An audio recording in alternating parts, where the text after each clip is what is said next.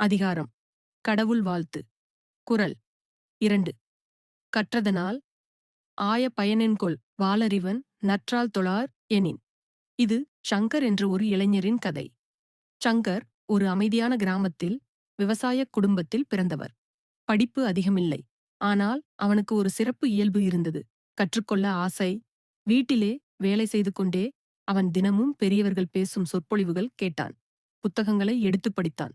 ஒரே வார்த்தையில் சொன்னால் அவன் சிந்திக்கத் தெரிந்தவனாக ஆனான். ஒரு நாள் அவன் ஒரு புதிய விவசாய முறையைப் பற்றி கேட்டான். அது பயிர் வளர்ச்சியை அதிகரிக்கக்கூடியது என்று தெரிந்ததும் சங்கர் அதை முயற்சிக்க முடிவு செய்தான். அவன் பயமில்லாமல் அந்த புதிய முறையை செயலில் வைத்து பார்த்தான். களை வெட்டினான், பாசனத்தை மாற்றினான், நன்கு திட்டமிட்டு பயிரிட்டான். 3 மாதங்கள் கழித்து வயல்வெளி முழுக்க பசுமையாய் மின்னியது. பழைய முறையை விட இரட்டிப்பு விளைச்சல்.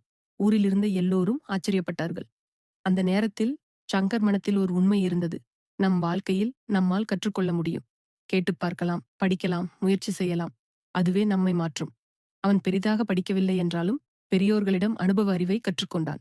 முயற்சியால் வெற்றியடைந்தான். பலவிதமான நூல்களை கற்றவர் அறிவே உருவமாகிய ஆண்டவனை வணங்காமலும் பெரியோர்களின் அனுபவ அறிவை கேளாமலும் இருப்பாரானால் அவருக்கு அக்கல்வியால் பயனில்லை.